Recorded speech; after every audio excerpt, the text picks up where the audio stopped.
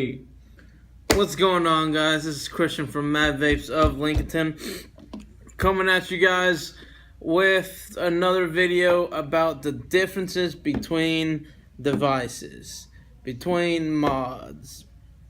Just a general refresher, like if you're using something similar to this, why you might want to use this or why you might want to use this. Just kind of give you a quick recap on what everything does and what it does differently and why it does it differently. Alright, let's start with the iStick Basic. iStick Basic, I mean, it's in its name. It's pretty basic, plain and simple. 5 clicks to turn it on, 5 clicks to turn it off. You got very similar to a clear miser. There's your coil in it. Nothing special about it. Not all that too big. Not all that too fancy. The coil is... Let me get it out of here right quick. It is rated to 8 to 25 watts, which is roughly what you're going to be able to push out of this.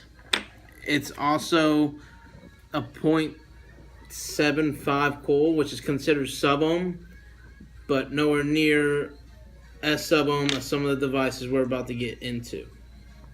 This is a good device if you're wanting to start vaping, if you're not sure if you're going to like it yet. Fun stuff. I mean, I recommend this to anybody that just wants to give it a try, or doesn't like anything that hits too hard, or doesn't want an excessive amount of smoke coming out. Because like I said, it's simple to use, has pass-through charging, 5 clicks on, 5 clicks off. It runs thinner juice. You can't run thick stuff in it. It doesn't seem to perform nearly as good with thicker juice in it. So I'd recommend anything, between 50-50 VG, PG to, I guess your max out would be about 70-30, I would say. Now, secondly, Drip Box 160. One of my personal favorites. Got a couple of these. It takes 2 external batteries, but it is pass-through. The external batteries for this bad boy are 18650s. Right here I have some MXJOs. 3000 mAh. I believe these are 35 amps. Also pass-through charging. Not really recommended for a device that takes 2 batteries in it, just because you're trying to charge batteries that take a lot of power with just a little bit of power. So not only is it going to take a really long time to charge them, but their batteries won't be to like its full potential of what they could be. Like they wouldn't have like a full charge. Also, you saw how the clear miser or the Carter miser, I meant clear miser, looks on that, and the coil that's in there. Well, these are your coils for this bad boy. They're called RDAs.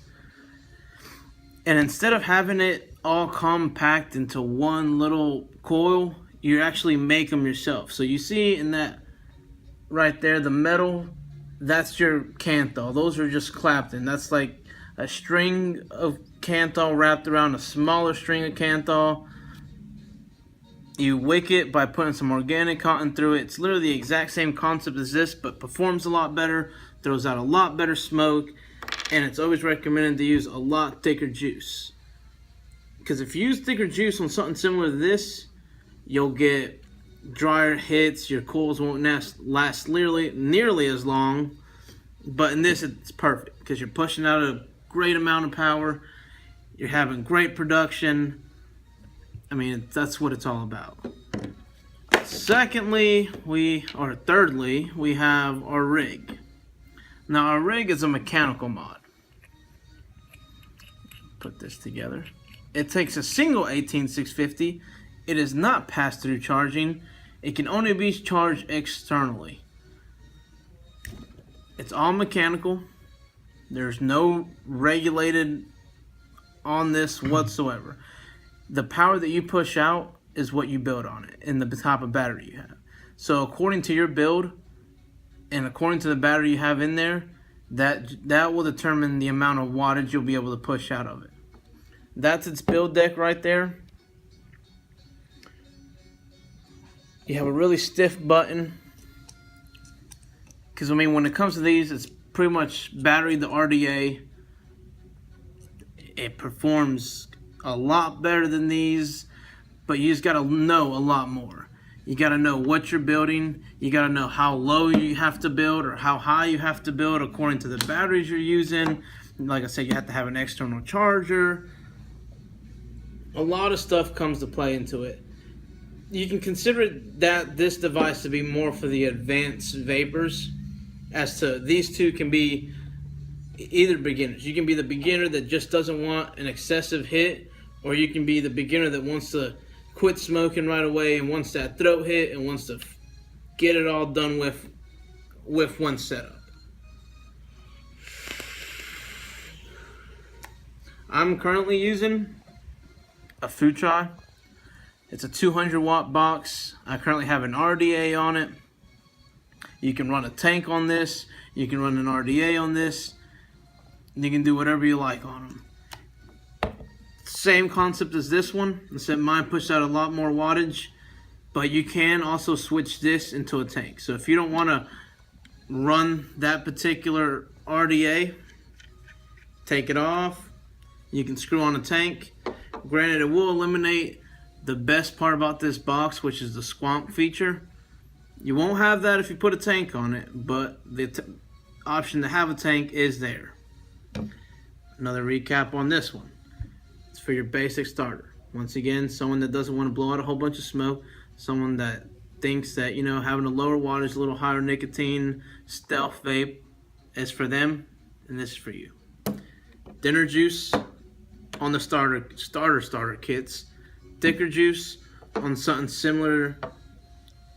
Thicker juice, honestly, to anything that runs over 100 watts. Just because if you want to get the full potential of your box, you're going to want a tank or an RDA that you're going to have to build and use a higher wattage.